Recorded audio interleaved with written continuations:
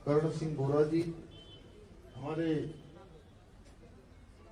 बहुत ही वरिष्ठ नेता, पुराने साथी हमारे आदरणीय ब्रजभूषण गहलोला जी, सीडीओ निकिता जी, मंडल अध्यक्ष भाई राजेंद्र मनवाल जी, क्षेत्र पंचायत विजय भट्ट जी, ब्लॉक प्रमुख भगवान पोखरियाल जी और यहाँ की ग्राम प्रधान सुधीर रतूड़ी जी एवं भाई कृष्ण कुमार सिंगल जी एवं सभी उपस्थित, हमने जितने भी मंच पर उपस्थित हैं सभी हमारे वरिष्ठ नेतागण, पदाधिकारीगण और इस कार्यक्रम में जिनके निमित्त आज ये कार्यक्रम हो रहा है, ऐसी हमारी सभी बहनें जो ग्राम संगठन, स्वयं सहायता समूह और क्लस्टर से जुड़ी हुई हैं।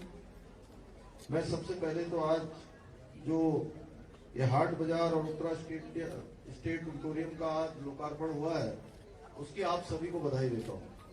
आप सबको बहुत शुभकामनाएं। और मैं तो सोच रहा था कि आज केवल कार्यक्रम वहीं पर होगा,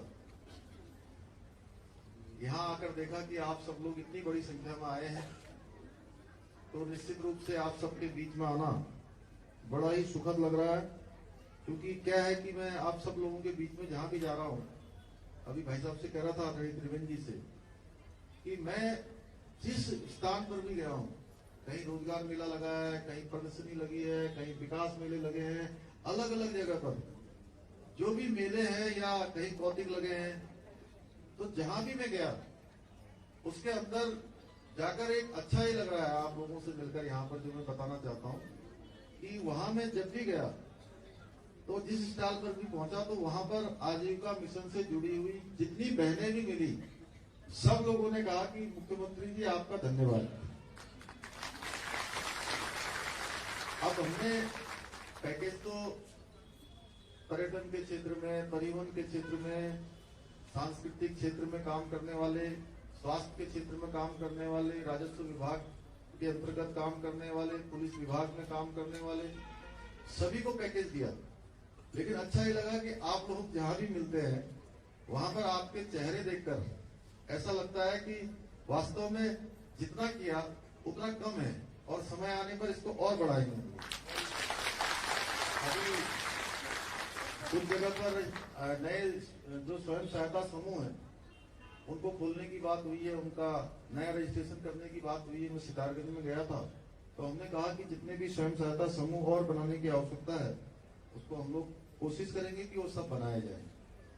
देखिए, आज देश, हमारे देश के यशस्वी प्रधानमंत्री नरेंद्र मोदी जी के नेतृत्व में बहुत तेजी से आगे बढ़ रहा है। आज पूरी दुनिया के अंदर भारत का मान सम्मान और स्वाभिमान बढ़ रहा है। आज पूरी दुनिया भारत को जान रही है। इतने सारे कार्यक्रम देश के प्रधानमंत्री जी ने चलाए हैं। अगर हम तुलना करें तो 2014 से लेकर अब तक 7 वर्षों के शासनकाल में, 7 वर्षों के शासनकाल में इतना काम हुआ है। अगर हम उसकी तुलना करें तो 60 साल पर ये 7 वर्ष भारी पड़ने वाले हैं।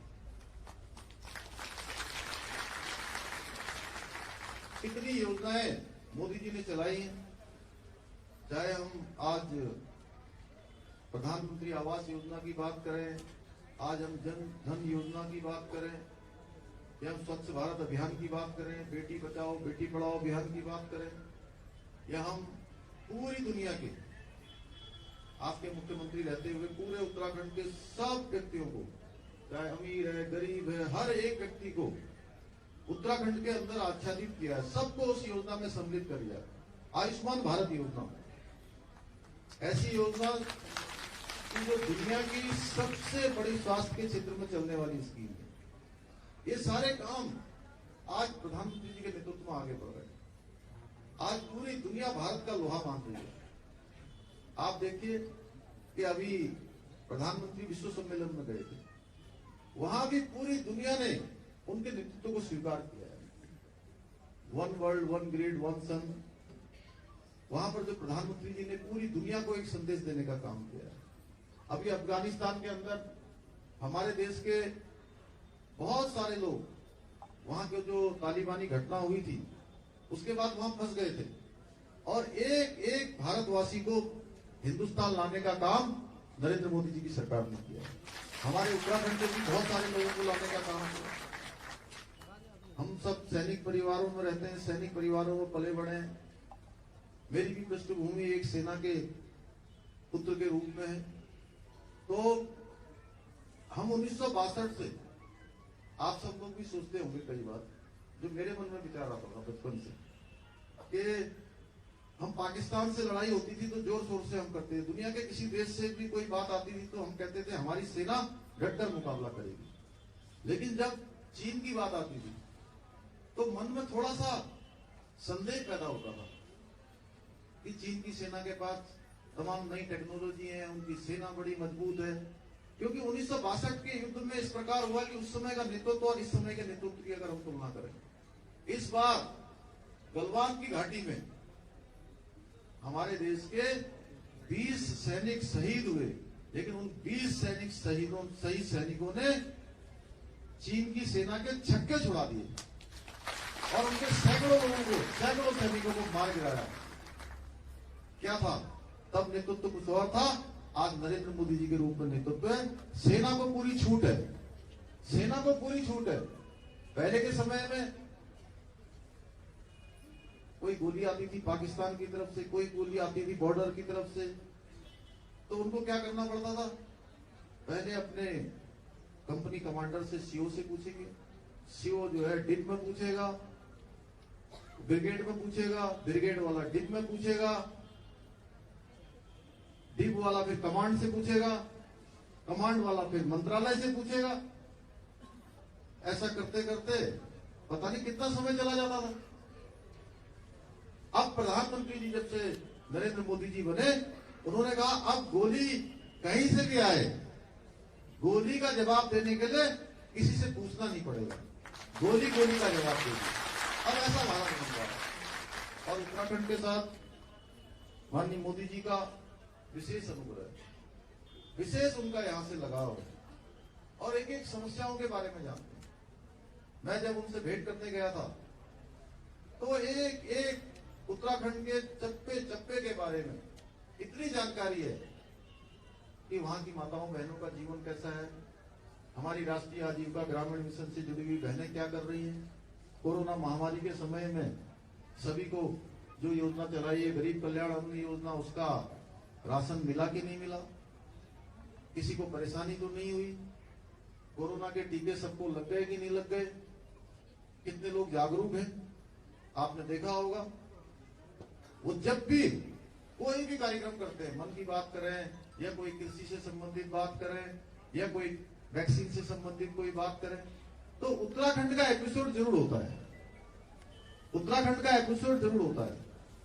अभी उन्होंने जो मन की बात में पूनम नौटियाल बागेश्वर जिले की, उनसे बात करी।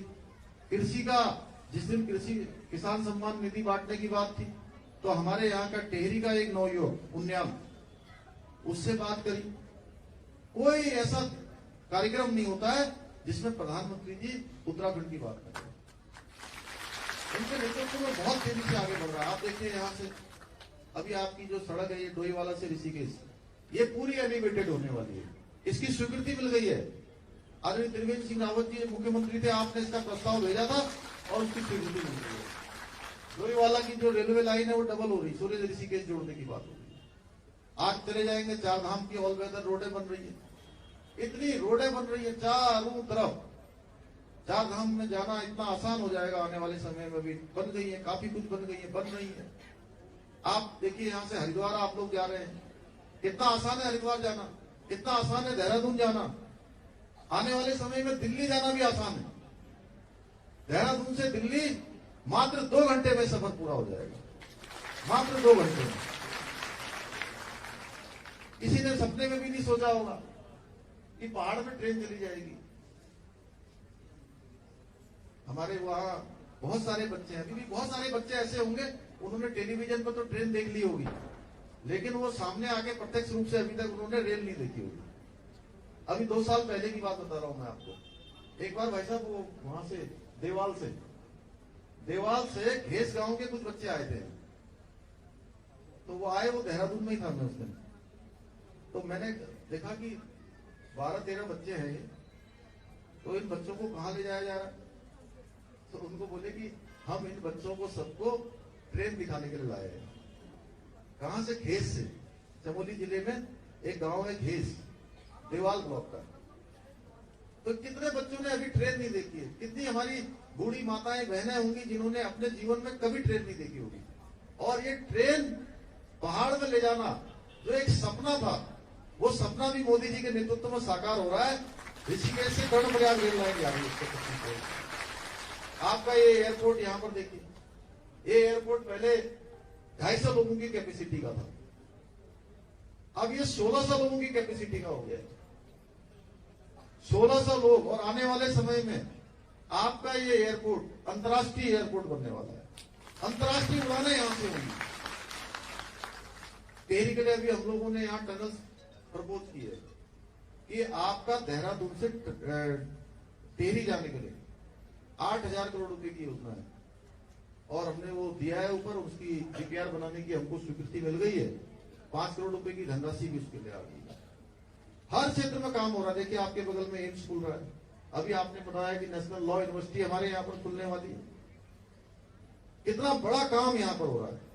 ये सब काम कभी हो नहीं सकते थे, भूतो न भविष्यति।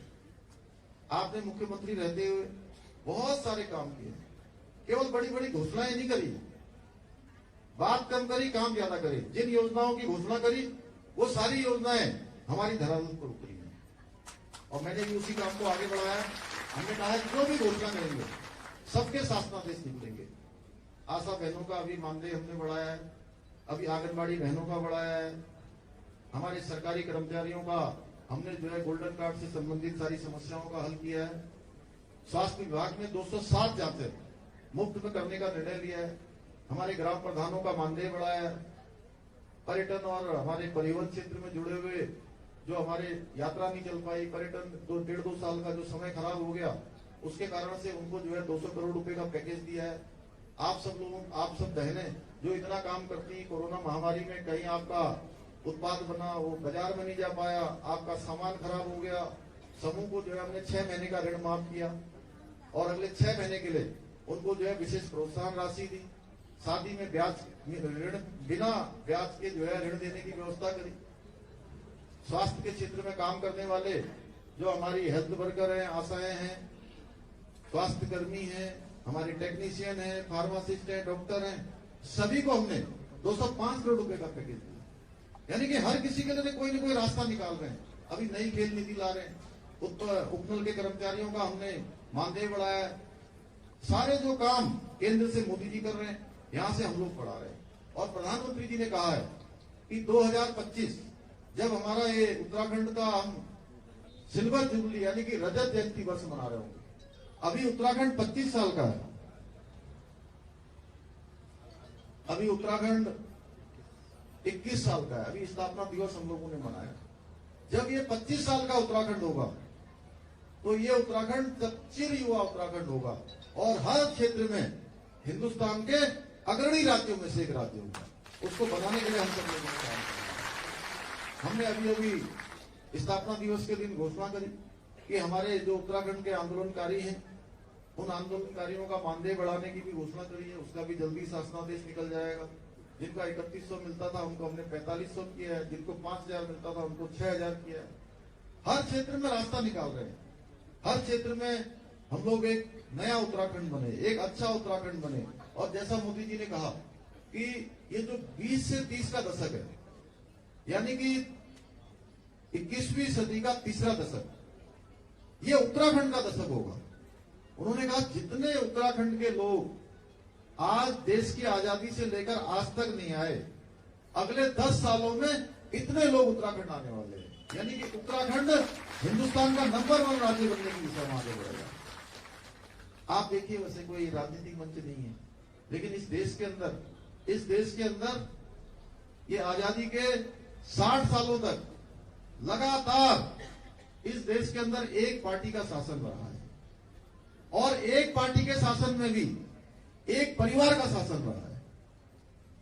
और देश को कभी ये योजनाएं नहीं मिली, कभी ये उज्ज्वला गैस नहीं आई, कभी बहनों के शौचालय बनाने की बात नहीं हुई, कभी हर किसी को 5 लाख रुपए साल में इलाज के देने की व्यवस्था नहीं हुई। अगर ये व्यवस्था हुई है, हमारी माताओं बहनों को स्वरोजगार से जोड़ने की कभी बात नहीं हुई। जो गरीब था वो दबकर और गरीब बन गया, दबकर मर गया, मिट गया, लेकिन उसको आगे बढ़ाने का काम नहीं हुआ। अगर आगे बढ़ाने का काम हुआ गरीबों के लिए, दलितों के लिए, हमारी माताओं बहनों के लिए, समाज के अंतिम छोर में रहने वाले लोगों के लिए, अगर कोई काम किसी ने किया है, उनको आगे बढ़ाने के लिए अगर किसी ने जतन किया है, मेहनत की है, परिश्रम किया है, संघर्ष किया है, तो हमारे देश के यशस्वी प्रधानमंत्री जो 24 घंटे में से 20 घंटे लगातार देश की सेवा के लिए काम कर रहे हैं, उनके नेतृत्व में आज देश आगे बढ़ रहा है। हर क्षेत्र में जाके, पूरब से लेकर पश्चिम, उत्तर से लेकर दक्षिण, कश्मीर से लेकर कन्याकुमारी तक, अटक से लेकर कटक तक, लगातार देश को आगे बढ़ाने का काम हो रहा है। आप किसी क्षेत्र की अगर मैं बात करूं तो घंटों लग जाएंगे। अभी केदारनाथ जी में आए थे, आप देखिए केदारनाथ जी जो हमारा पूरी दुनिया के लोगों का आस्था का और धर्म का केंद्र है, उसमें 400 करोड़ की योजनाएं चल रही हैं, 225 करोड़ की योजनाओं का काम पूरा हो गया है। अभी शंकराचार्य जी की समाधि लग गई है। इसी प्रकार से बद्रीनाथ में 250 करोड़ की योजना स्वीकृत हो गई है, उसका भी मास्टर प्लान बन रहा है। तो हर क्षेत्र में आगे बढ़ा रहे हैं। उसी उन्हीं के पद चिन्हों पर चलते हुए हम लोग उत्तराखंड को आगे ले जाना चाहते हैं। आप सब बहनों ने कितनी बड़ी संख्या में आई हैं, आप सबका जो भी जितना हम लोगों से बन पड़ता था, जितना हो सकता है, मैंने कहा हमारे मन में कि और भी करें आपके लिए, जो भी और अच्छा करें है। रोजगार के क्षेत्र में अभी हमने जितने हमारी 24,000 भर्तियां खाली हैं, उन सब पदों को भरने की प्रक्रिया कर दी है। आपके बेटों को, आपके भाइयों को इस साल फार्म भरने के लिए कोई पैसे कहीं से न लेने पड़े, उनको अपनी जेब में भी हाथ न डालना पड़े, क्योंकि महामारी में सबकी स्थिति खराब हो गई है। उनको सबको जितनी परीक्षाएं होंगी वो सारी परीक्षाओं को निःशुल्क कर दिया। अब कोई शुल्क नहीं लगेगा। 1 साल आईसी में बढ़ा दिया, एनडीए में जाएंगे, सीडीएस में जाएंगे, पीसीएस, आईएएस, सिविल सर्विसेज और हमारी समूह गौ लोक सेवा आयोग की परिधि के अंतर्गत आने वाली जितनी परीक्षाएं हैं, उनमें वो अगर मेन एग्जाम पास कर लेंगे, मेन एग्जाम पास करने के बाद उनको आगे की पढ़ाई के लिए अगर घर वाले उनके सक्षम नहीं है, नहीं दे पा रहे हैं, उनको किताबें खरीदनी है, अपनी पढ़ाई करनी है, ट्यूशन लगाना है, कोई कोचिंग करनी है, तो उसके लिए हमने 50,000 रुपए की व्यवस्था कर दी है कि 50,000 रुपए सरकार की तरफ से दिए जाएंगे। तो ऐसे बहुत सारे काम किए हैं और कर रहे हैं हम लोगों के भाव में कि हम उत्तराखंड को आगे बढ़ाना चाहते हैं। हमारे जितनी भाई बहन उत्तराखंड के 1 करोड़ 25 लाख लोग हैं, उन सब के चेहरों में मुस्कान आए, वो सब लोग उत्तराखंड को आगे ले जाने के लिए आगे बढ़े। ये कोई यात्रा है, किसी व्यक्तिगत यात्रा नहीं है। ऐसा नहीं है कि मैं यहाँ से बोल रहा हूँ तो ये पुष्कर सिंह धामी की निजी यात्रा नहीं है, त्रिवेंद्र सिंह रावत जी की निजी यात्रा नहीं है, स्वामी यतीश्वरानंद जी की निजी यात्रा नहीं है। ये यात्रा हमारे सभी भाई बहनों की सामूहिक यात्रा है। ये सामूहिक यात्रा लेकर हम सब आगे बढ़ेंगे। तो आज के अवसर पर मैं आदरणीय बड़े भाई त्रिवेंद्र सिंह रावत जी ने ये कुछ यहाँ की चीजें रखी हैं, उसमें ग्राम सभा डांडी में झील वाला नहर को भूमिगत करते हुए इसका पुनर्निर्माण का कार्य किया जाएगा। मैं इसकी घोषणा करता हूँ। 16 सरोगी में आंतरिक मार्गों का डांडीकरण किया जाएगा। घमंडपुर जीवनवाला के मध्य पुल का निर्माण किया जाएगा। प्राथमिक स्वास्थ्य केंद्र थानों का उच्चीकरण किया जाएगा। ग्राम पंचायत कुडियाल में स्वर्गीय प्रकाश पंत मार्ग से थानों भोगपुर तक 2 किलोमीटर सड़क का निर्माण किया जाएगा। लिस्टाबाद में नलकूप का निर्माण किया जाएगा। और एक बड़ा दुखद ये कि बमेत गांव में धर्मेंद्र रावत जी के पोल्ट्री फार्म में आग लग गई है। एसडीएम ऋषिकेश उसका मुआयना करके तुरंत उसका वो प्रस्तुत करेंगे। और इसी के साथ, क्योंकि बोलना बहुत था, आप सबके बीच में आकर मैं भूल ही गया बोलना क्या है और क्या कहना, मेरे मन में जो आया मैंने वो बोल दिया आपसे। तो आप सभी का बहुत बहुत धन्यवाद। जय हिंद, जय भारत, जय उत्तराखंड। माननीय मुख्यमंत्री जी का बहुत बहुत धन्यवाद कि अपने व्यस्तम कार्यक्रम से सर 1 मिनट और लेके आपके पास, क्योंकि श्री रतूड़ी जी गिफ्ट हैम्पर प्रदान करने का कष्ट करेंगे। इसके अलावा मैं परियोजना निदेशक श्री विक्रम सिंह जी से अनुरोध करूंगा कि वे करण गोरा